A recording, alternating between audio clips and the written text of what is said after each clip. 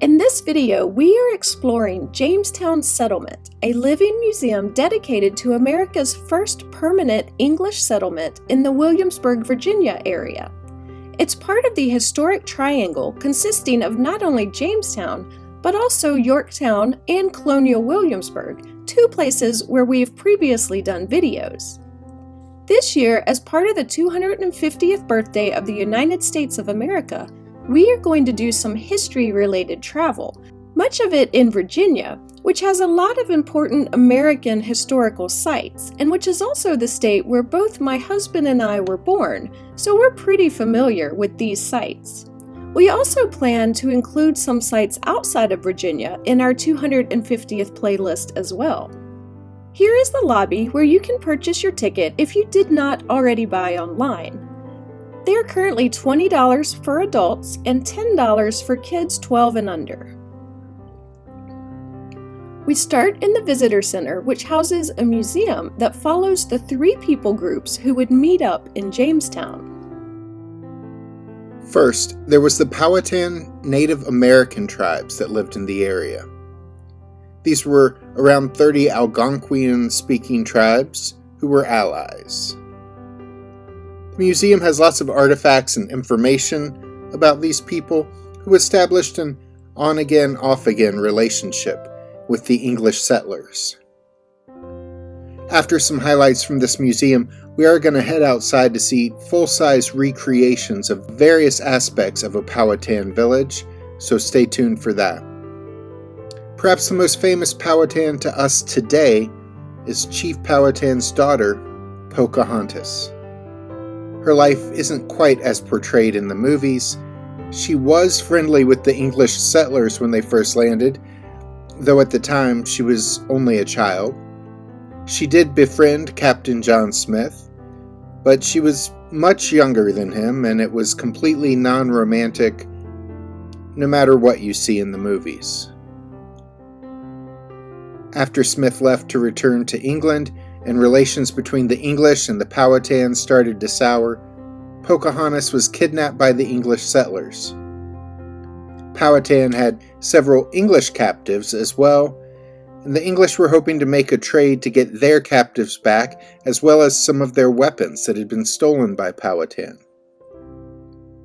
He did release some captives, but did not meet all of the English demands, so Pocahontas remained with the settlers. While this is a terrible arrangement by our standards today, it was actually common for Native American tribes to take captives from other tribes and from settlers to broker peace and to replace tribe members lost in war. Though sometimes used as slaves, these captives would often just become a member of their new tribe and start a new life in the circumstances in which they found themselves. So Pocahontas wouldn't have been unfamiliar with the arrangement. She not only lived with the settlers, she eventually married one of them. We'll have more on that in the next video, though. Another people group discussed in the museum is Africans, who would end up half a world away from their home after being kidnapped from their homes and then loaded on Portuguese ships, and then kidnapped from there by an English ship who took them to modern-day Virginia and sold them to the Jamestown colony. There is some evidence that at least some of these first Africans were treated as indentured servants who eventually earned their freedom. However, slavery would eventually become the norm in the Jamestown colony when the need for workers in the growing tobacco industry surpassed their concern for other people's lives.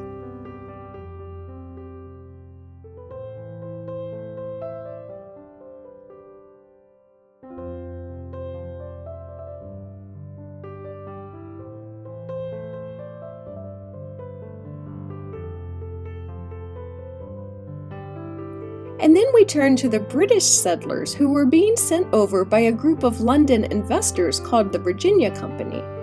They were seeking gold and silver, as well as a passage to the Pacific Ocean to make trade easier. Some believed the Pacific was just beyond the Jamestown colony. Of course, they were off by 2,700 miles.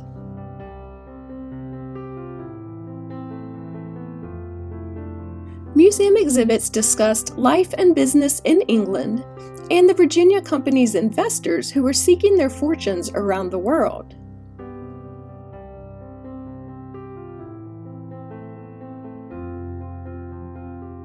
Also discussed was the difficult journey to Virginia for the settlers on 3 small ships.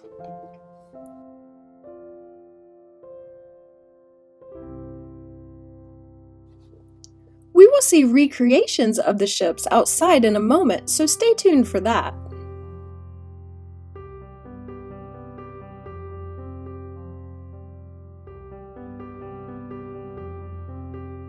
And they discussed the fort the settlers built at Jamestown in 1607.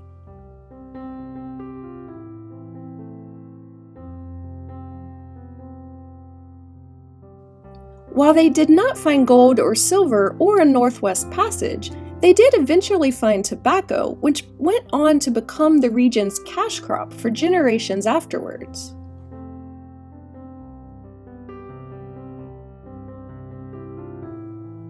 There's a lot to see in the museum, but it's time to head outside. The first thing we see outside is this tower that was built in 1957 in honor of the 350th anniversary of the Jamestown settlement.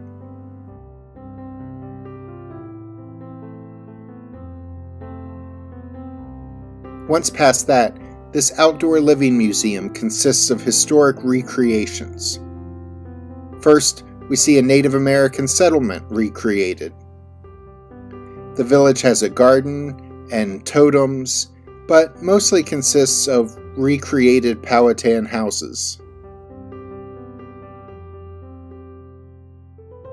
These structures were built by women in the tribe and were made of bent wood covered in bark or woven reed mats. These homes usually had a fire pit in them, and they were made to house extended families of up to 20 people or so.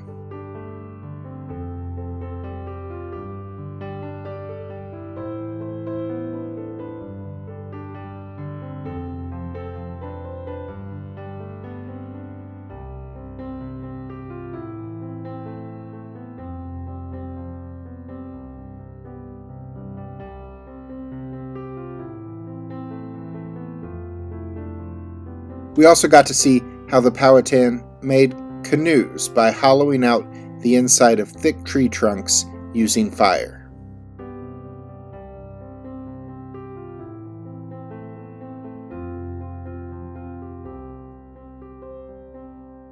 We continued our walk on the grounds and came to the replica ships that brought settlers from England to Jamestown. 3 ships left England in December 1606 and arrived in Jamestown almost 5 months later on May 13, 1607. You can currently see recreations of 2 of the original ships, the Godspeed, which carried 52 passengers and crew members, and the Discovery, which carried 21 passengers and crew members.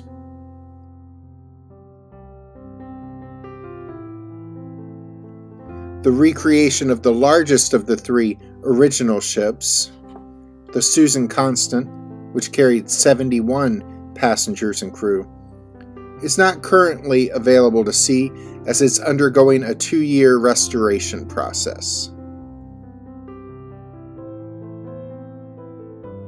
I'm always a little surprised when I visit Jamestown and board these recreated ships at just how small they were. These are full-scale, actual-size, seaworthy recreations of the original ships, and the number of people on each ship would not have left passengers with any personal space.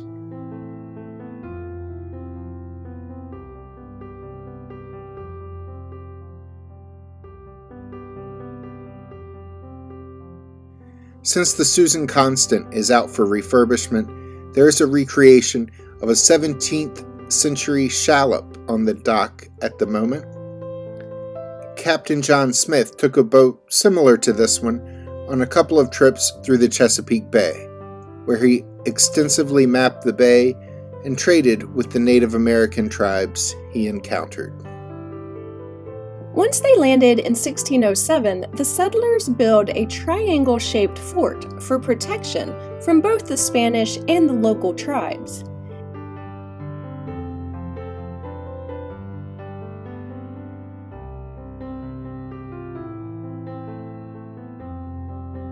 Each corner had a raised bulwark that held cannons. Later, the fort was renovated into a larger five-sided fort.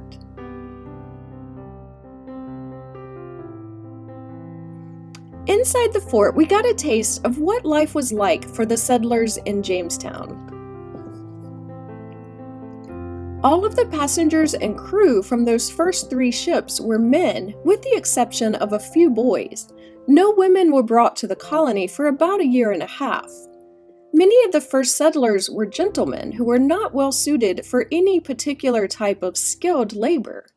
There were also a number of soldiers, as well as a surgeon, a blacksmith, and a few other skilled laborers, and then a handful of the previously mentioned underage boys. Inside the fort, we see recreations of houses, barracks, a storehouse, a blacksmith shop, and a church.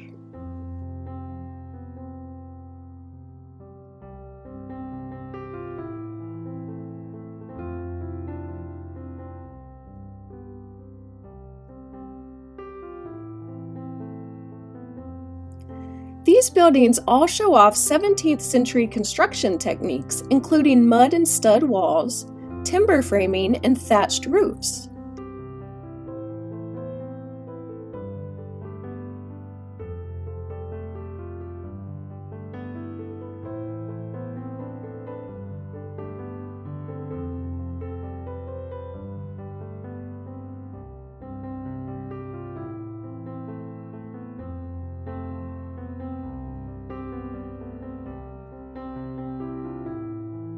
There were historical interpreters demonstrating various aspects of life in the settlement, including the work of a cook, a blacksmith, and a surgeon.